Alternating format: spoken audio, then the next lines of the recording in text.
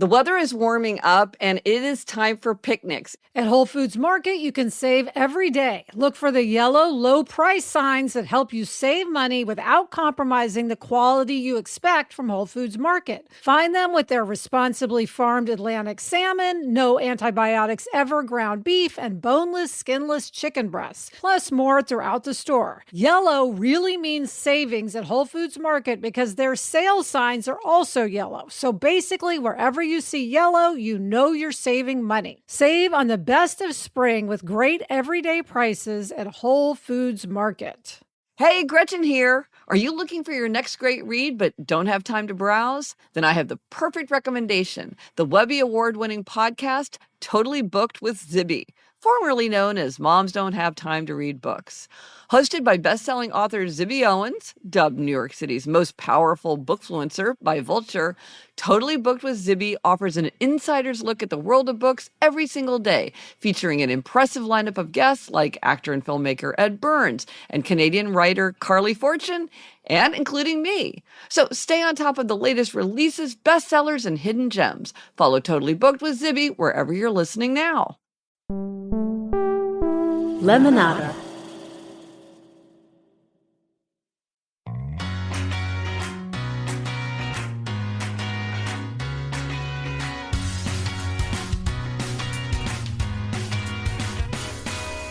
Hello and welcome to Happier, a podcast where we talk about how to become happier. This week we'll talk about how we can improve our hedonic forecasting. We'll explain what the heck that is, and we'll include hacks for reading more and better. I'm Gretchen Rubin, a writer who studies happiness, good habits, secrets of adulthood, human nature. I'm in my little home office in New York City, and joining me today from Los Angeles is my sister Elizabeth Kraft. And Elizabeth, I always love to hedonic forecast with you. That's me, Elizabeth Kraft, a TV writer and producer living in LA. And Gretch, the feeling is mutual. Yes. Before we jump in, one update. Secrets of Adulthood just hit the shelves. Yay! Yay! Thank you. What a good sister.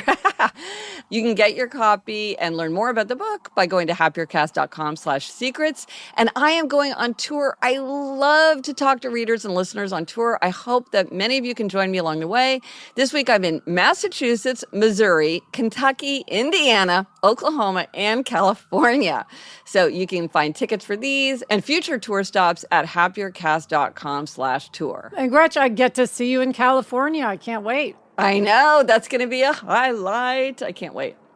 So this week, our Try This at Home suggestion is to take steps to improve your hedonic forecasting. Okay, so explain what in the world hedonic forecasting is. Okay, so this is fancy phrase for something that we all face. So hedonic forecasting, or sometimes called affective forecasting, is when we in life try to predict how happy a specific activity or turn of events will make us. And this is important because obviously that is an element of how we make decisions. We think, well, is this going to make me happier? But unfortunately, we aren't very good at hedonic forecasting. We often overestimate how happy we will become from a positive event, like we're going to buy a house. And we underestimate our ability to adapt to negative outcomes, like you don't get a job that you applied for that you really wanted. And we also often place too much weight on a single factor in the future instead of realizing many things are happening in our life all at once. And so whatever you're thinking about is happening in a broad context. Mm-hmm. And we forget that we adjust to things. We adjust to news. It becomes part of our daily circumstances.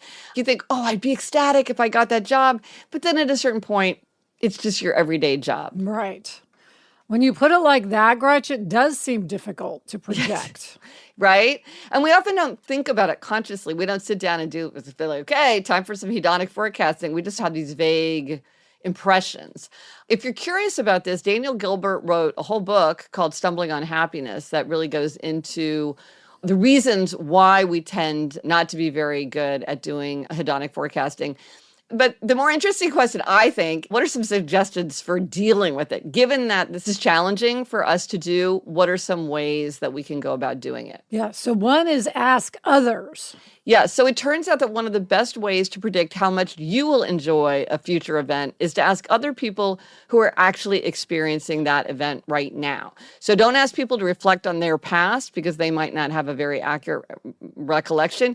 You want to ask people who are doing it right now. So if you're thinking like, oh, maybe I'd like to work in a law firm, ask people who are associates and partners at law firms whether they like their jobs.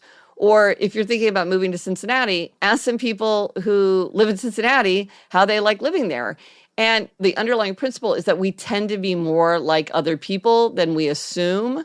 One of my secrets of adulthood is you're unique, just like everybody else. And it turns out we think we're more idiosyncratic than we are. And then also you should be wary of imagining the future. But it does seem like this is what we're trying to do with hedonic forecasting. So it's a bit of a puzzler. Yes, but you do want to question the accuracy of what you assume. Like, are you exaggerating the emotional impact that a future event will have on you? And you should be skeptical and really press on scenarios that your mind creates about future happiness and unhappiness. Keep all these things in mind. I remember when Eleanor was getting ready to go off to college, you know, it was like, oh my gosh, it's so important that she gets along with her roommates. If she doesn't get along well with her roommates, then she'll have a terrible freshman year and her grades will suffer and she won't have a good experience in school. And it's like, all of these things are not known. Right. I'm just making up all of these imaginative instances in the future, so I want to be skeptical. I don't know that all those things will happen. Yes. And Gretchen, we also want to remember that we have a remarkable ability to adapt to situations, both good and bad. I think this is so interesting. Yeah. It turns out people are very, very resilient. And we think, okay, this is going to be devastating or this is going to be catastrophic. And of course, not to dismiss the impact that negative things can have on us, but often we do adjust. Like Elizabeth, you've talked about this in terms of getting fired, which unfortunately for you, you work in a profession where you've had some experience with getting fired. Yes. And at first, it's just the most shocking thing and you're in a tailspin.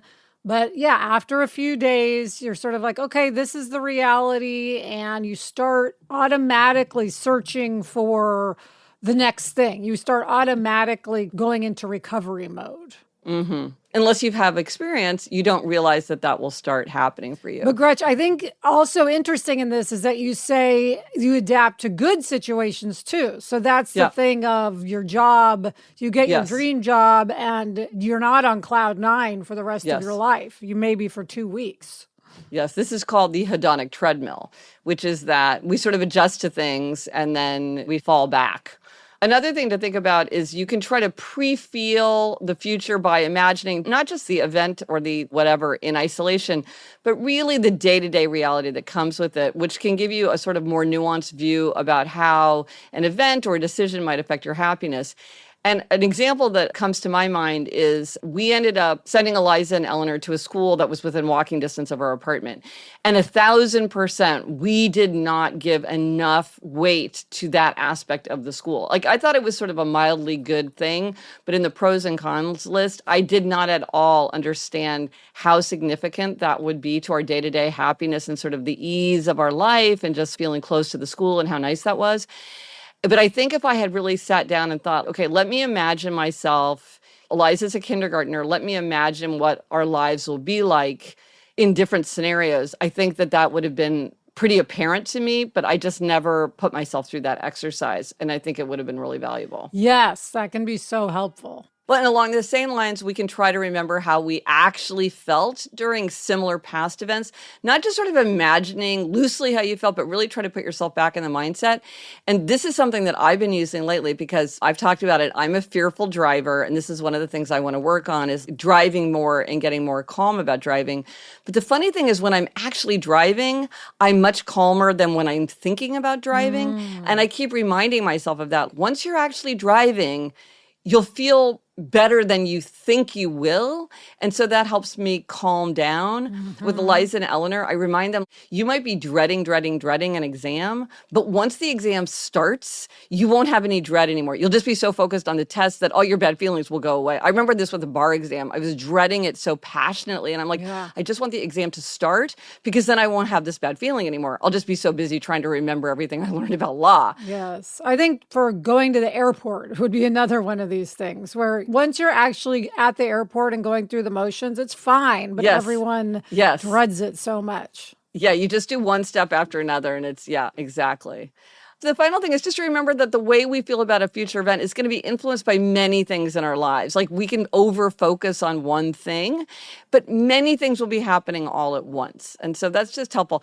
Sometimes I remind myself there's no wrong decision here because sometimes I think you can feel like, oh my gosh, I have to make the right decision. But for some decisions, there's no wrong decision. And so I can't anticipate that one is going to make me dramatically more or less happy than any other because they're all equally valid decisions. Yeah. And here's another secret of adulthood that I think is helpful with hedonic forecasting. Whenever we choose one path, we must forego other paths. So any choice may bring unavoidable regret. And I remind myself of this because sometimes I think I want to make the decision that's going to mean that I will have no regret. But sometimes it's like, if you pick an apple, you can't have an orange. If you have an orange, you can't have an apple. And so there is no regret-free decision because you're always giving something up. And that's just comforting to me because I can get very hung up on like, well, what's the decision that will mean I will have no regrets? When such a thing doesn't exist sometimes. I think that's one of the toughest things in life to deal with is that yes. making a choice means you're not making another choice and you will never know what would have happened, the mystery of what would have happened. Yeah, it's opportunity cost. Yeah. It's real. Well, let us know if you do try this at home and how improving your hedonic forecasting works for you. Let us know on Instagram, Threads, TikTok, Facebook. Drop us an email at podcast@gretchenrubin.com. Or as always, you can go to the show notes. Go to happiercast.com/528 for everything related to this episode. Coming up, we've got a task-related happiness hack. But first, this break.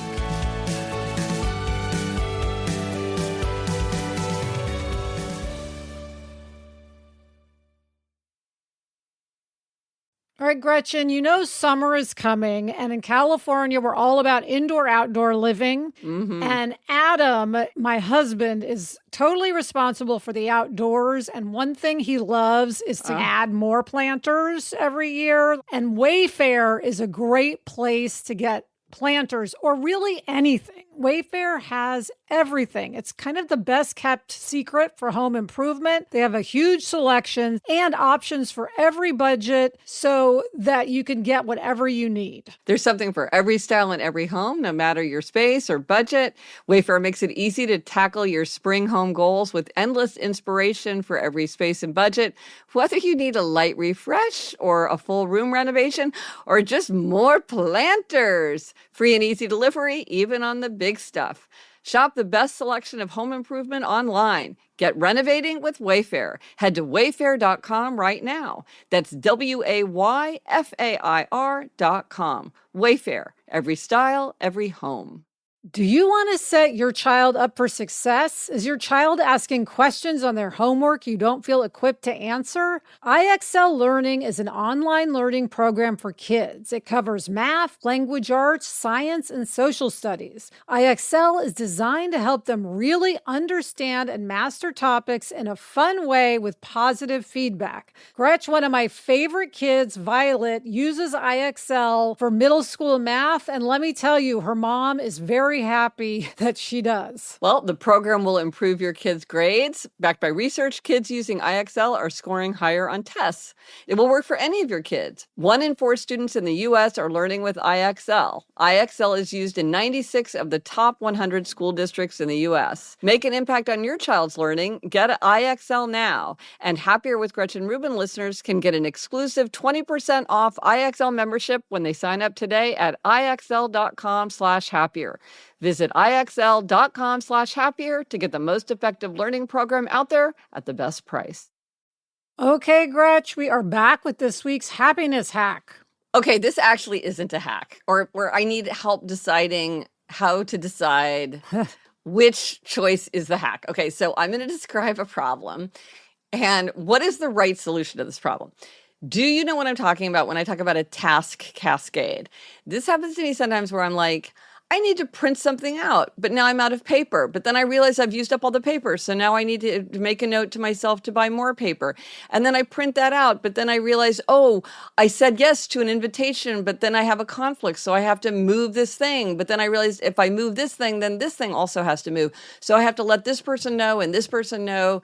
And it just goes on and on and on. And so it's like I'm just jumping from task to task, and each one cascades into more and more and more tasks. And so here's my question.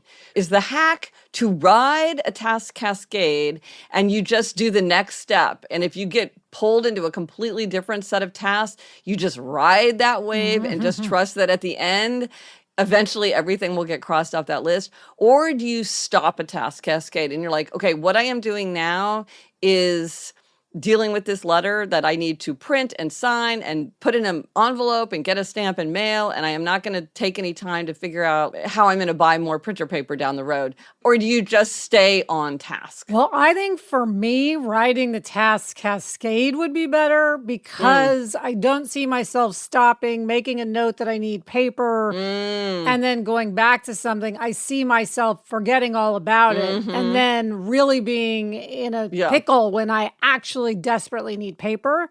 So I think for me, I'd be much better off writing the task cascade and getting everything done rather than forgetting what it is I needed to do. But it's unsettling because there's half-finished tasks piling up behind you. And then there's more and more that's unfinished because they're all in that mid-cascade.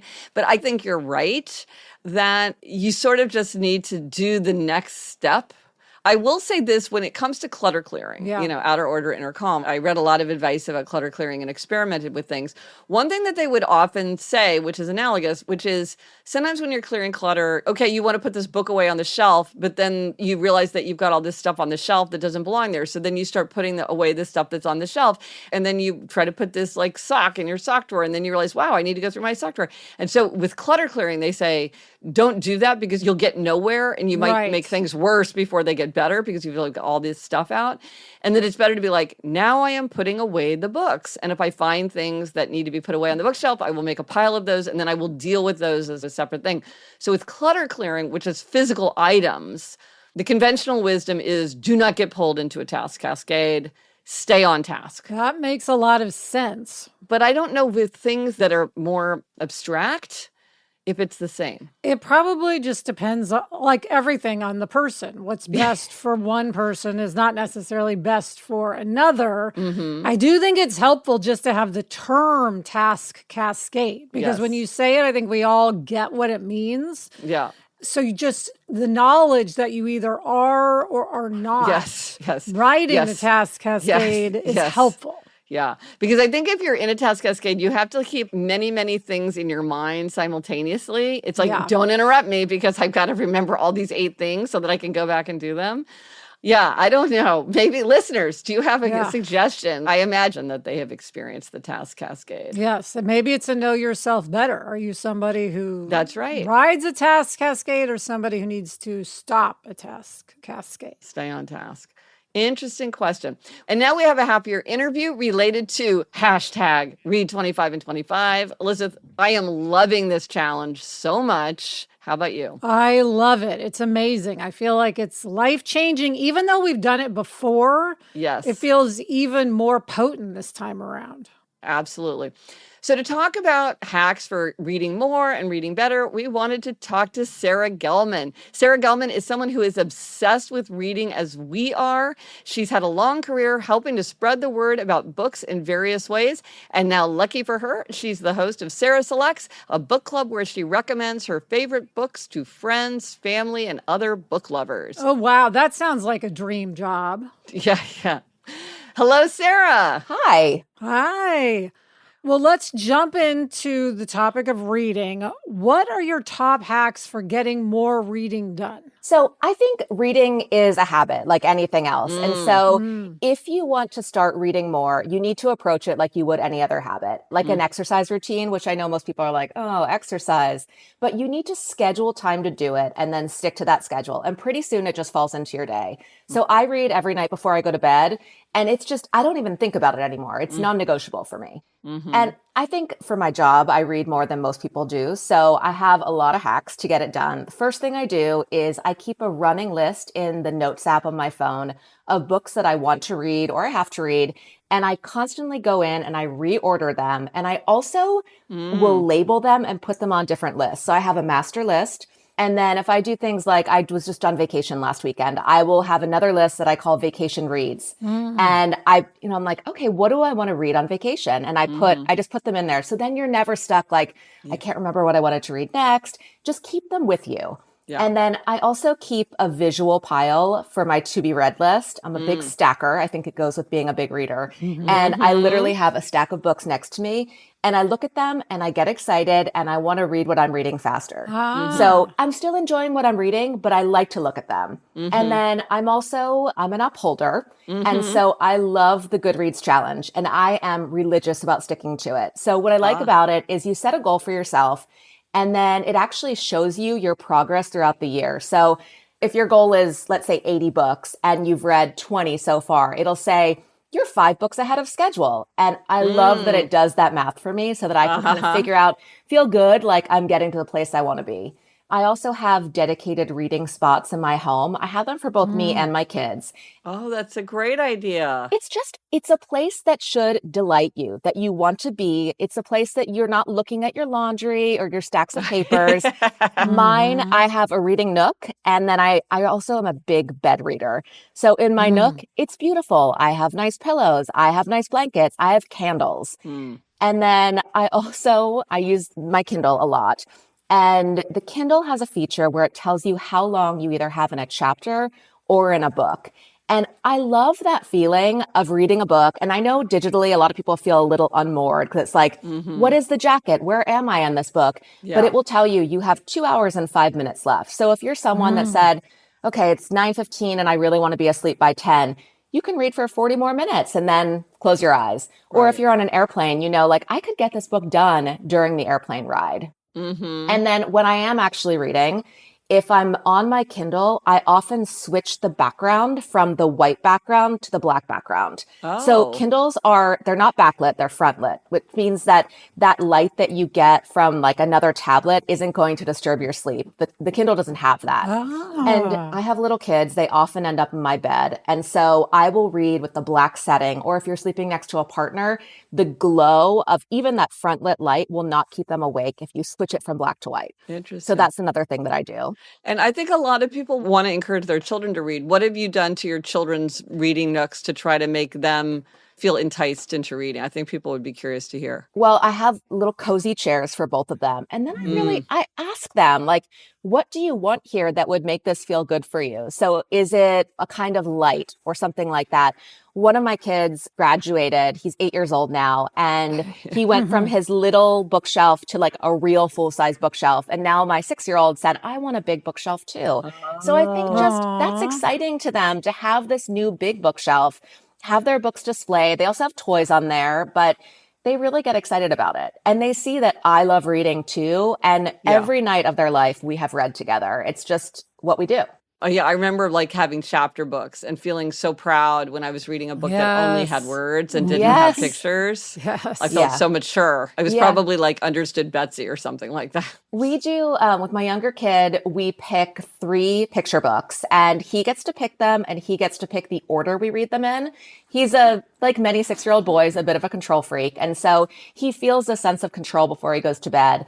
And then with my older son, we read chapter books together. And there are amazing chapter books out there now that speak to everything from neurodiversity to bullying. I mean, I'm blown away. So I just reordered the Judy Blume Super Fudge series and have it downstairs for my kids. We just talked to Judy Blume. Yes, I know. I love her. And I love that I'm still buying her books for my kids. But also they love things like Diary of a Wimpy Kid is a favorite in my house. So they love that too. And that's not one that was out when I was younger. Yeah. And Sarah, what products do you have that help you read? Do you have a great reading light or a book weight? Yes. I have a great reading light. This is actually something I bought for my dad because my dad said to me, dads are so hard to buy presents for. And it was the holiday season. He said, what I really need is a good reading light. So I set about this task like so seriously. And what I got him is one of those gooseneck lights that fits around your neck. And they're inexpensive. They're probably $15. And I bought him one, and it hangs around your neck, super geeky looking, but it works, and it shines directly on a physical book that you might have in your lap in bed or while you're sitting in a chair. And so he loved it so much, I bought myself one. And then my kids saw it and they each wanted one themselves too. So this is, I call it like, you know, when you're a little kid and you're reading under your covers, holding the flashlight up. This is the equivalent of that, but it's better now. Right. So I love that. I also have one of these tablet pillows that I use in bed. Again, I'm a big bed reader. And so I like to lay on my side. I prop my Kindle up. And if you could use a physical book and then use your book weight, and it holds it open so your hands free basically, and your hands can lie wherever they want. So I also love that. And then not so much reading, but I love cookbooks, and I use a cookbook holder when I'm cooking. And there are very beautiful ones. Mine is not beautiful. It's utilitarian. It's OXO brand. It has a splash screen. So if you even put a tablet underneath it, if you're cooking from a recipe that's online, it keeps the tablet clean. I personally love a little splatter on my cookbooks. It makes me feel like I'm doing something right. A little bit of soul. Yeah. Yeah. Okay, so here's a question that many people argue about or have trouble with. Do you put down a book unfinished if you don't enjoy it? Now, maybe you have to finish something, but if you're reading for pleasure, do you find it hard to not finish a book? Absolutely not. I put it down if I don't like it. I try to give it about a couple chapters or 10%. I want to make sure I'm giving it a chance, but life is too short to read books that you don't want to read. It's just going to make you hate them. So it's just supposed to be fun. So if you're reading something, you have my permission, my blanket permission to put it down. You should not struggle through a book. And honestly, I mean, you say, if I have to read a book for work, I am recommending books to customers. If I don't like it, I'm not going to recommend it. I don't think that's fair. And not everyone has my taste, but I am recommending from my taste. So yes, don't read a book if you don't love it. There are other amazing books out there. It really is true that you read so much more when you like what you're reading. And if you're trying to force yourself through, you just find other things to do with your time. Yeah. Yes, this is supposed to be fun. So just read something. And it also doesn't mean it's a bad book or it's a good book and you're stupid. It just means it's not for you. Right. Well, for you personally, what gets in the way of reading more for fun? You said you schedule time before bed, so you've carved out time. It sounds like you read while you're traveling. Honestly, it's just time. When I get to spend a couple hours during my workday reading for work, I am so happy. And every single time without fail, I think, God, I love this so much. I wish I could do this every day. But I can't because there are other parts of my job that don't involve sitting down and reading. I'm a single mom to 2 young kids. I try not to just sit around them and read, although we do read together. And that's it, is you just have other things in life. I love walking my dogs, and I do not like to listen to audiobooks while I'm doing it. I like listening to the birds. I like talking to my neighbors. I've made a ton of friends doing that. And I think for me, if I were to walk around with a headset, I wouldn't have the chance to meet all these people I've met in my neighborhood with my dogs. And I also like music a lot too. So in the car, I listen to music. I don't listen to audiobooks. And I love television as well. People get so surprised when I talk about how much I love TV, but I love stories. And so there are so many good stories on TV. And just because of where the television is in my house, I tend to not watch TV on weeknights because it's close to my kids' bedrooms and they will wake up and then I will need to do something else. So during the weeknights, I will just read, but on the weekends, I watch TV. And when I'm flying, whenever I'm traveling for work, I go to New York every month. And on the way there, I read for work. That's a solid 5 hours of reading, which is great. And on the way back, I am tired. My energy has gone up and then crashed all the way down. And I let myself watch shows. And that is a treat for myself that I look forward to. I do a trip across the country in under 24 hours. And so that is my reward. And I love reading. It's not that reading isn't a reward, but just getting lost in a show is so fun for me too. No, it's good. It's like understand how it plugs into your life and other things that you want to do, but make time for it. Just because you love something doesn't mean you want to do it all the time. Yes. Yeah. Well, finally, Sarah, do you have a try this at home suggestion, something that you would recommend to listeners as something to make them happier, healthier, more productive, or more creative? I do. I thought a lot about this, and what I came up with is something that I literally use every single day. So I'm divorced, and the one thing, my husband and I, ex-husband, have a great relationship, I will say, but the one thing I really miss is that every day he brought me coffee in bed. And when he moved out, I was like, oh darn, I think I'm really going to miss that coffee. And so to get over that, I got an Alexa-enabled coffee maker. And so every morning I wake up and I either whisper or I say, Alexa, turn on the coffee. And the magical coffee machine just turns itself on. And so Oh, by the time I wow. get myself downstairs, the coffee is brewed. Both my dogs and my kids know not to bother me until I've had a cup of coffee. So I get Oh, my yeah. first cup. I still have to go down and get it, bring it back to bed. And that has made me so much happier. Every morning, I just have it. It makes it for me and it feels like someone is doing it. And I absolutely love that. Oh, that's That is wonderful. a Yeah. Yes. great idea. Elizabeth and I drink a lot of coffee, Yes. especially when we're together. Oh my God, it's the best. Yes, the magical coffee machine. That's wonderful. Well, thank you, Sarah. It's so much fun to talk Thank about you. reading Yes. and bringing more reading into our lives. Thank you. Thank you. Thanks, Sarah. Wow, it's so fun to talk about reading. I feel like we could talk about reading all day long. Yep. But now it's time for a listener question and an answer. Yes, many listeners have asked what name you're going to give to your new dog, Gretchen, and Yeah. we got a lot of suggestions. I asked, what's your favorite dog's name?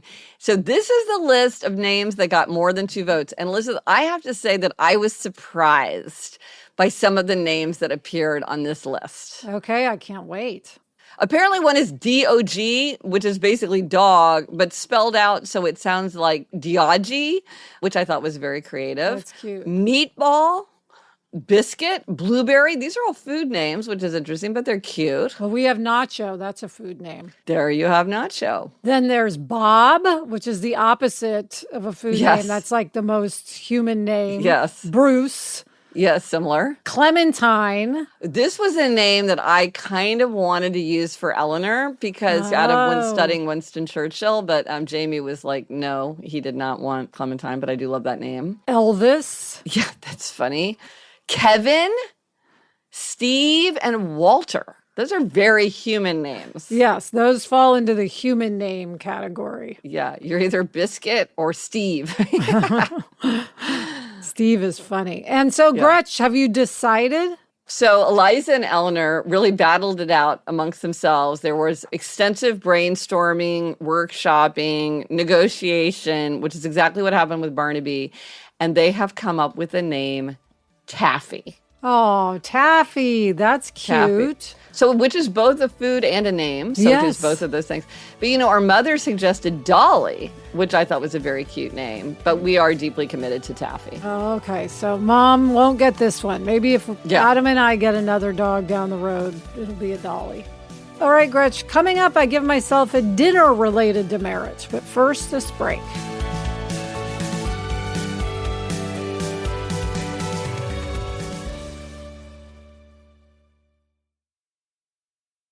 For the new year, why not expand your life by listening on Audible? I listen to Audible every single day of my life. It is one of my great joys in life. Explore over 1 million audiobooks, podcasts, and exclusive Audible originals all in one easy app. Tap into your well-being with titles that will inspire and motivate you. You can find insight and expert advice on health, relationships, career, finance, and so much more. Right now, I'm listening to an audiobook by Dan Pink that I love called The Power of Regret. And it is just giving me so many ideas. And I love that I can listen to it on the go. I love listening and learning just while I'm out and about. So start positive habits and reach the goals you set for yourself. Start listening today. Sign up for a free 30-day trial at audible.com/happier. Vacation season is nearly upon us. This year, I'm treating myself to the luxe upgrades I deserve with Quince's high-quality travel essentials at fair prices. Gretch, you know I love Quince. My latest love from Quince is the Transit Quilted Small Crossbody Tote. I always feel like when I travel, I want a fresh tote to mark the occasion. Yes, and the best part is that all Quince items are priced 50 to 80% less than similar brands. By partnering directly with top factories, Quince cuts out the cost of the middleman and passes the savings on to us. For your next trip, treat yourself to the luxe upgrades you deserve from Quince. Go to quince.com/Gretchen for 365-day returns plus free shipping on your order. That's QUINCE.com/Gretchen to get free shipping and 365-day returns. quince.com/Gretchen. And now it's time for Demerits and Gold Stars. And Elizabeth, this is an even-numbered episode, which means it's your turn to talk about a demerit. Okay, Gretch, I have an eating demerit. Mm. I have not been eating roasted vegetables lately. So I went through a period where I was making a lot of roasted vegetables. That's how I like my vegetables. I would cut them up. I'd put them in the oven. We actually even now have an air fryer, which in theory makes it easier to make roasted vegetables. Oh, Jamie loves the air fryer. Yes. And you know what? I have just been too lazy to cut up vegetables. It's that simple. I mean, I was in the grocery store the other day and I thought I really should get some vegetables and make roasted vegetables. I love them. And then I was like, I don't feel like chopping. So it's the chopping that is the limiting factor. Yes. And I need to do it because I want to eat more vegetables and I love them. It's not even like I don't like them. I absolutely love them. So I'm hoping by stating it that I'll be motivated to do it. You went away and then you didn't do it when you came back, or do you know, or you got overwhelmed? I don't remember. Okay. How many times a week were you doing it when you were doing it? Probably 2. Okay. All right. Maybe 3. Okay. I mean, I was doing it a lot. I was eating a lot of roasted vegetables. Maybe I got sick of them for a minute and then I got out of the habit and now it's been a long time. So I'm craving them again. Okay. Well, this is the thing. By giving ourselves a demerit, a lot of times we spark better behavior. So you'll have to report back. Okay, I'll report back. And what is your gold star, Gretchen? Okay. Well, speaking of reading, I stopped reading not 1, not 2, but 3 books that I had started. And one I was halfway through and it was a very long book. And sometimes you're in a cycle where every book that you read is great and you're like, this is the greatest thing. And then you kind of go through, at least for me, then sometimes I get into the lull where I have a couple books in a row that I don't like. And so this was 3 books in a row. So of course I was like, well, maybe I don't like reading anymore. And it was like, no, you like reading fine. You just don't like these 3 books. So I give myself a gold star though, because I really do find it hard not to just keep going, more out of inertia or like wanting to get credit for it. Like, oh, I already read half. I should read the other half to get credit, but it was a really long book. Yes, this would be a major time commitment. I just realized that I should just let it go. And so I was very proud that I did it 3 times. Yes, way to go, Gretch. That's not easy. I understand. Yeah. Well, the resource for this week, again, if you are interested in buying my book, Secrets of Adulthood, or you want to read a little bit about it, learn about it, get a personalized book plate, go to happiercast.com/secrets. And if you want to know about the tour, I would love to see so many people when I'm on tour. You can find out all the information there at happiercast.com/tour. And speaking of reading, Elizabeth, what are we reading? What are you reading? I'm reading The Spy Coast by Tess Gerritsen. And I am reading Sun City by Tove Jansson. And that's it for this episode of Happier. Remember to try this at home. Work on your hedonic forecasting. Let us know if you tried it and if it worked for you. Thank you to Sarah Gelman for getting us excited about reading. Thanks to our executive producer, Chuck Reed, and everyone at Lemonada. So rate us, review us, follow us, and remember, if the show brightens your day, send others our way. Until next week, I'm Elizabeth Kraft. And I'm Gretchen Rubin. Thanks for joining us. Onward and upward.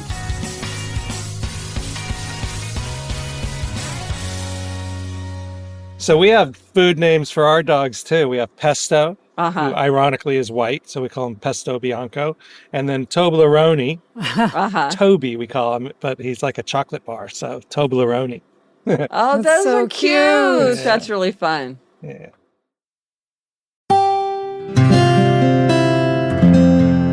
From the Onward Project.